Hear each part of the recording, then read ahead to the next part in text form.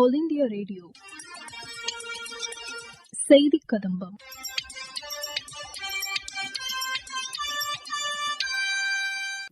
தமிழ்நாடு புத்தொழில் திருவிழா இன்று கோவையில் நடைபெற்றது. இந்நிகழ்ச்சியில் சிறப்புரையாற்றினார் தமிழக முதல்வர் திரு மு.க.ஸ்டாலின். கல்வி சிறந்த தமிழ்நாடு, கலைகளில் சிறந்த தமிழ்நாடு என்பது போல தொழில்கள் சிறந்த தமிழ்நாடு என்கிற நிலையை நோக்கி நாம முன்னேறிட்டு இருக்கோம். பன்னாட்டு நிறுவனங்களோட முதலீடுகளான தொழில் நிறுவனங்கள் முக்கியம்தான். ஆனா சிறு குறு தொழில்களோட வளர்ச்சி அதைவிட முக்கியமானது. அந்த வகையில் தொழில் வளர்ச்சியில தமிழ்நாட்டின் அரசு அக்கறை செலுத்துது. இந்த ஒருங்கிணைந்த வளர்ச்சியில தமிழ்நாடு புத்தொழில் மற்றும் புத்தாக்க இயக்கத்தின் பங்கு முக்கியமானது. இந்த நிகழ்ச்சியை நான் கோவையில் நடத்த அவரை கேட்டுக்கொண்டேன். ஏன்னா கோவைதான் தென்னிந்தியாவோட மான்செஸ்டர். அந்த வகையில் இந்த நிகழ்ச்சியில் சுமார் 450 அரங்கங்கள் கொண்ட கண்காட்சி அமைக்கப்பட்டு அதை பார்வையிட 10,000க்கும் மேற்பட்ட தொழில் முனைவோர்களும் ஆர்வலர்களும் மாணவர்களும் வர இருக்காங்க. அதேபோல் புத்தாக்கங்கள், புத்தொழில் மற்றும் முதலீடுகள் பற்றி நடக்க இருக்கிற கருத்தரங்கங்களையும் சந்திப்புகளையும் பங்கேற்க சுமார் 1,500 பங்கேற்பாளர்கள் பதிவு செஞ்சிருக்காங்க. 50க்கும் மேற்பட்ட வல்லுநர்களோடு கருத்துரைகள் இடம்பெற இருக்கு. இது பிரமிப்பு ஏற்படுத்துறதா இருக்கு. புத்தாக்கங்கள் மற்றும் புதிய தொழில் முனைவை மேம்படுத்துறதுல சிறப்பு கவனம் செலுத்தவும், அனைவரையும் உள்ளடக்கிய நிலையான வளர்ச்சியை உறுதி செய்யறது நோக்கமாகவும் கொண்டு Tamil Nadu start up and innovation mission உயிர் கொடுக்கப்பட்டு பல்வேறு செயல் திட்டங்கள் மாநிலம் முழுக்க அமல்படுத்தப்பட்டு வருதுன்னு உங்களுக்கு நல்லா தெரியும். 2021 நிலவரப்படி சுமார் 2,300 ஸ்டார்ட் அப் நிறுவனங்கள் மட்டுமே தமிழ்நாட்டிலிருந்து பதிவு செய்யப்பட்டிருந்துச்சு. ஆனா இந்த 2 ஆண்டுகள்ல இந்த எண்ணிக்கை கிட்டத்தட்ட 3 மடங்காகி இப்போ 6,800க்கும் மேல உயர்ந்திருக்கு. எந்த துறையா இருந்தாலும் அதுல இந்தியாவிலேயே முதன்மை மாநிலமாக தமிழ்நாடு திகழணும். அதுக்காக நம்ம அரசு எடுக்கிற முயற்சிகளுக்கு துணை நிற்கிற வகையில் இந்த இயக்கத்தோட செயல்பாடுகள் அமைஞ்சிருக்கு. இது தொடரணும். புத்தாக்க சிந்தனையோட தொழில் முனைவுல ஈடுபடுகிற தொடக்க நிலை புத்தொழில் நிறுவனங்களுக்கு கான்ஸ்டிடியூஷன் தமிழ்நாடு புத்தொழில் ஆதார நிதி வழங்கப்பட்டு வருது. இதுவரை 109 நிறுவனங்களுக்கு தலா 10 லட்சம் ரூபாய் வீதம் 10 கோடி ரூபாய்க்கு மேல நிதி வழங்குறதுக்கான ஒப்புதல் ஆணைகள் வழங்கப்பட்டிருக்கு. புத்தொழில் நிறுவனங்களின் வளர்ச்சி பெருநகரங்களை தாண்டி மாநிலத்தோட எல்லா பகுதிகளையும் சென்று அடையணுன்ற நோக்கத்தோட கடந்த 2022-23 நிதியாண்டு மதுரை, ஈரோடு மற்றும் திருநெல்வேலி ஆகிய நகரங்கள்ல வட்டார புத்தொழில் மையங்கள் நிறுவப்பட்டுள்ளது. மேலும் நடப்பு நிதியாண்டில் சேலம், ஓசூர், கடலூர் மற்றும் தஞ்சாவூர் ஆகிய 2ஆம், 3ஆம் கட்ட நகரங்கள்லயும் வட்டார புத்தொழில் மையங்கள் நிறுவ வேலைகள் நடந்துகிட்டு இருக்கு.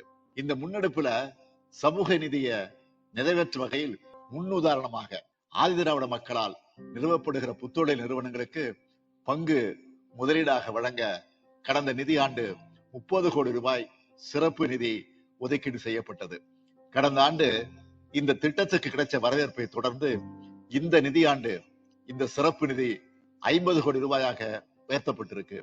புதிய தொழில் முனைவில் ஈடுபடுகிற தொழில் முனைவோர்களுக்கு தகுந்த வழிகாட்டுதல்கள் அவசியம் என்பதால் தகுதி வாய்ந்த மென்டர்களையும் தொழில் முனைவோர்களையும் இணைக்கிறதுக்காக மென்டர் தமிழ்நாடு வழிகாட்டு மென்பொருள் தரத்தையும் தொடங்கி இருக்கோம்.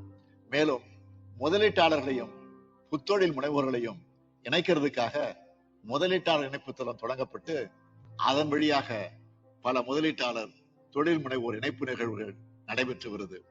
துணிகர முதலீடுகளை இருக்கிறதுல கடந்த ஜூலை மாத தரவுகள் அடிப்படையில இந்திய நகரங்களிலேயே சென்னை முதலிடத்தில் இருக்கிறது. மந்தமான முதலீட்டு சூழலையும் சென்னை சார்ந்த நிறுவனங்கள் மேல முதலீட்டாளர்கள் வச்சிருக்கக்கூடிய நம்பிக்கையை காட்டுது. புத்தொழில் முனைவோர்களுக்கு உலகளாவிய முதலீடு மற்றும் சந்தை வாய்ப்புகளை ஏற்படுத்தி தரும் நோக்கத்தோட உலக வர்த்தக மையமாக மாறி வரும் துபாயில ஒருங்கிணைப்பு மையம் ஒன்று அமைக்கப்பட இருக்கு.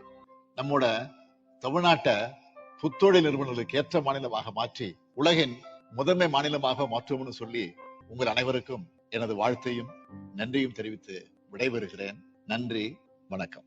G20 அமைப்புக்கு இந்தியா தலைமை ஏற்றுள்ளதை அடுத்து சென்னை அகில இந்திய வானொலி சார்பில் நடைபெற்ற நிகழ்ச்சியில் பெண்களும் முன்னேற்றமும் என்ற தலைப்பில் உரையாற்றினார் சாஸ்திரா பல்கலைக்கழக துணைவேந்தர் முனைவர் திரு எஸ். வைத்திய Subramaniam. As a country, India has a lot to offer by way of positioning the world's most important asset, human asset, the feminine gender, as a symbol of global progress. And I would better start with Swami Vivekananda, who's been such an inspirational source for many generations in the past and for the forthcoming generations. And all of you know the famous speech that he delivered in the World Parliament of Religion. And the time during which he delivered that address, we just have to push back and recall. It was after Swami Vivekananda, who actually traveled the entire distance of India, went through different parts of India, realized how impoverished the country was, affected by floods and famines across the entire geography of India. And after internalizing the state of India, here is this monk who went all the way to Chicago, not knowing that he needed an invitation to go there, but somehow got an invitation, and then addressed the World Parliament of Religions, which for a different reason was actually to establish the theocratic supremacy, but turned the dialogue, turned the discourse entirely to a different direction. And when he started off with sisters and brothers, the applause that he got for that opening remark was longer than the speech duration itself.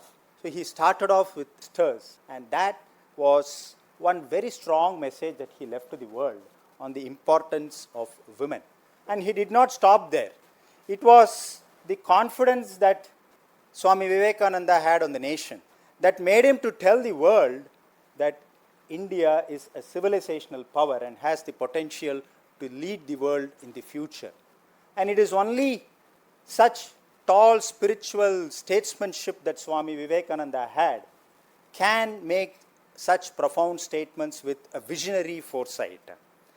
And this can be made only if you have a confidence in your nation, and that confidence in yourself that your country has all the potentialities to be a global socio-economic superpower. I think, and I think many of you share my opinion on that, that it was the vision of Bharat Mata on top that made Swami Vivekananda realize that the nation, as somebody who has to be patriotic and nationalist to the nation, which is represented by Bharat Mata at the top. And Bharat Mata, friends, is that symbol of womanhood that Swami Vivekananda always had close to his heart and soul.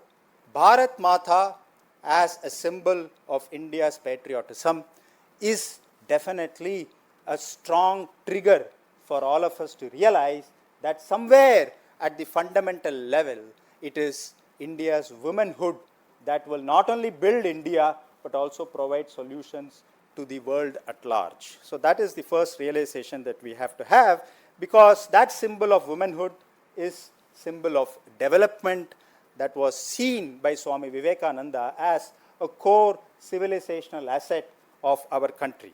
When India celebrated its 50th year of Indian independence, Dalrymple wrote an article for The Guardian. He said everybody is talking about India as if it is a story of rags to riches. He said no, it is not a country whose story is that of a rags to riches story, but an empire which is striking back to regain its glory that it used to have right from the beginning of the common era.